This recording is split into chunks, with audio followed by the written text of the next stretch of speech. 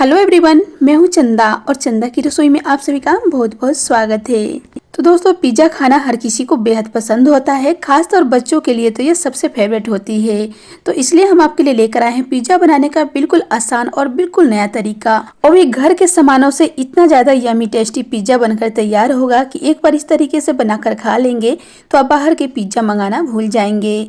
तो दोस्तों, रेसिपी को एंड तक देखें। चैनल पर अगर नए हैं तो चैनल को सब्सक्राइब जरूर कर लें और रेसिपी अच्छी लगी तो वीडियो को एक लाइक और कमेंट करके जरूर बताएं। तो चलिए शुरू करते हैं बनाना।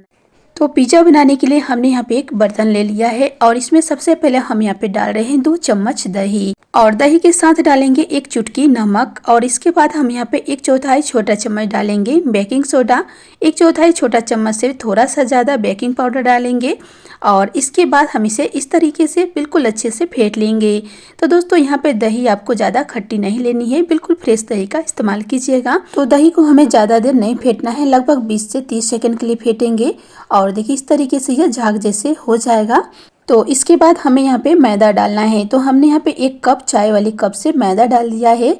तो 1 कप मैदे में एक मीडियम साइज के पिज़्ज़ा बनकर तैयार हो जाएगा। अगर आपको पिज़्ज़ा ज़्यादा बनाना हो तो आप यहाँ पे सारी चीज़ों की क्वांटिटी बढ़ा सकते हैं। अब हम यहाँ पे फटाफट इसे इस तरीके से हाथों से मिला लेंगे ताकि सारी चीज़ें अच्छे से मिक्स हो जाए। और ये देखिए अच्छे से ये मिल गए हैं। तो अब हमें इसमें थोड़ा थोड़ा करके पानी डालना है और इसका डो बनाकर तैयार कर लेना है। तो यहाँ पे हमें डो ज़्यादा सख्त नहीं गूँथना है, यहाँ पे हम बिल्कुल सॉफ्ट डो बनाकर तैयार करेंगे। तो देखिए इसलिए थोड़ा थोड़ा करके ही पानी डालें और बढ़िया से इसे मसलते हुए गूँथ कर तैयार कर लेंगे। तो देखिए यहाँ पे हमने इसे बिल्कुल सॉफ्ट गूँथ कर तैयार किया है। तो बस अब इन्हें हमें इस तरीके से इकट्ठा कर लेना है और इसके बाद इसमें 1 चम्मच तेल डालेंगे। तो हमने यहाँ पे 1 चम्मच रिफाइंड ऑयल डाला है और इसके बाद अब इसे हाथों से अच्छे से मिला लेंगे और मिलाकर कुछ इस तरीके से आटे को हमें लपेट कर रख देना है। तो यहाँ पे आटे को हमने अच्छे से लपेट लिया है। तो आटा को अच्छे से फूलने के लिए हमें आधा घंटा के लिए इसे ढक कर रखना है। तो देखिए यहाँ पे आटा को हमने आधा घंटे के लिए रख दिया था रेस्ट पे और इस तरीके से आटे अच्छे से फूल गए हैं। अगर आपके पास समय हो तो आप आटा को 1 से 2 घंटे के लिए भी रख सकते हैं। इससे आटा और भी बढ़िया से सेट हो जाएगा और पिज़्ज़ा आपका उतना ही फुला फुला बनकर तैयार होगा। तो चलिए अब हम इसे लोई बनाकर तैयार कर लेते हैं।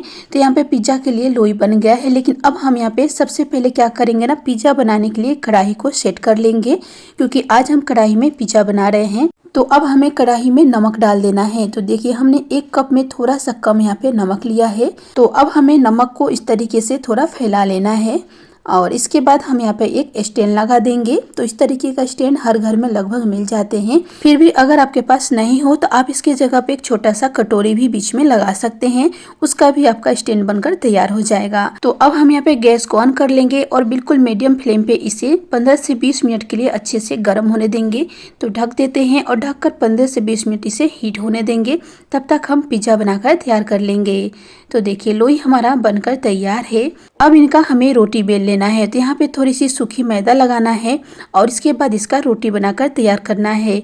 तो दोस्तों, हमें पिज़्ज़ा के लिए ज़्यादा पतला रोटी नहीं बेलना है, तो हमें यहाँ पे एक मीडियम मोटा सा रोटी बनाना है।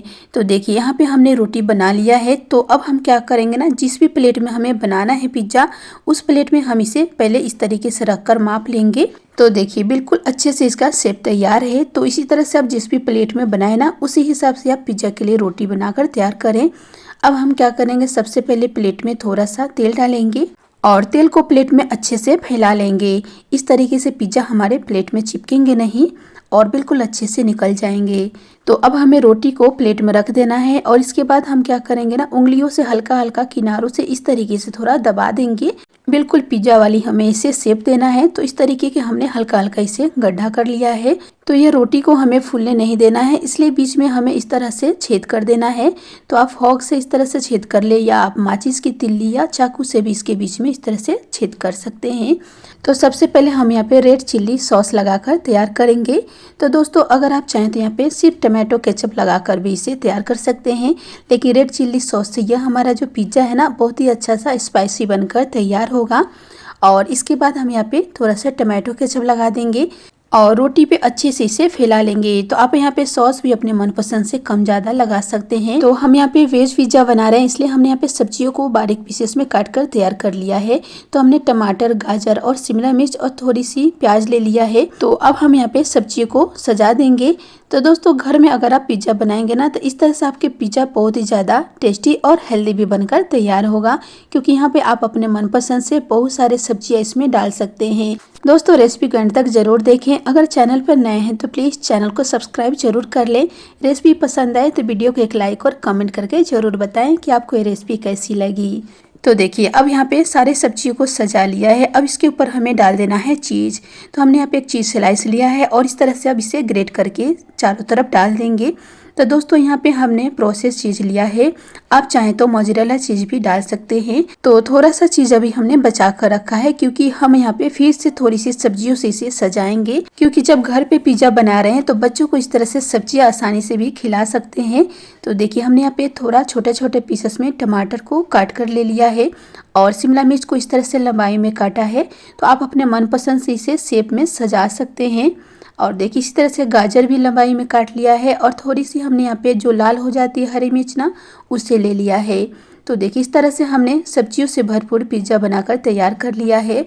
अब इसके ऊपर से जो बचा हुआ चीज़ था ना, उसे भी ग्रेट कर लेते हैं, ताकि ये सब्जियाँ ऊपर से भी ढक जाए। और देखिए, यहाँ पे अच्छे से हमने इसे सजाकर तैयार कर लिया है। तो बस अब इन्हें हमें बनाकर तैयार कर लेना है। तो चलिए, इधर 15 से 20 मिनट हो गए हैं और ये हमारा कढ़ाई भी अच्छे से गर्म हो चुका है। तो अब हमें स्टैंड के ऊपर क्या करना है, पिज्ज़ा वाला प्लेट रख देना है। तो चलिए, इस तरह से इसे रख देते हैं और फिर हम इसे ढक देंगे। ढककर मीडियम लो फ्लेम पे 15 मिनट के लिए पकने देंगे। लेकिन दोस्तों, आप इसे 10 मिनट के बाद जरूर चेक कर लीजिएगा, क्योंकि सबकी कढ़ाई और प्लेट एक जैसी नहीं होती है। तो देखिए, हमने इसे मीडियम लो फ्लेम पे 15 मिनट पकाया है और देख सकते हैं इसके ऊपर चीज़ जो है अच्छे से मैट हो गया है और बिल्कुल फूला फूला पिज्ज़ा बनकर तैयार है। तो अब हम यहाँ पे गैस को ऑफ करेंगे और पिज्ज़ा वाली प्लेट निकाल कर बाहर कर लेंगे। और देखिए, देख सकते हैं कितना यमी, कितना टेस्टी लग रहा है। फिर भी हम इसके ऊपर से थोड़ी सी घर में रखे चीज़ों से ही गार्निश करेंगे। तो यहाँ पे हमने थोड़ी सी कुटी हुई लाल मिर्च इसके ऊपर से डाल दिया है। तो लीजिए, इस तरह से घर के ही सामानों से बहुत ही टेस्टी हेल्दी घर पे पिज्ज़ा बनकर तैयार हो गया है। तो चलिए, अब इसे कट कर लेते हैं। तो ये देखिए, बहुत ही सॉफ्टी, बहुत ही क्रंची पिज्ज़ा बनकर तैयार है। तो एक बार इस तरह से पिज्ज़ा बनाकर जरूर ट्राई करें। एक बार ये पिज्ज़ा बनाकर खा लेंगे तो बाहर के पिज्ज़ा आप मंगाना भूल जाएंगे। दोस्तों, अगर आज की रेसिपी अच्छी लगी हो तो प्लीज़ वीडियो को एक लाइक और कमेंट करके ज़रूर बताएं। चैनल को सब्सक्राइब नहीं किया है तो जल्दी से सब्सक्राइब कर लें। तब तक के लिए बाय फ्रेंड्स, अपना ख्याल रखें। मिलते हैं एक नई रेसिपी के साथ।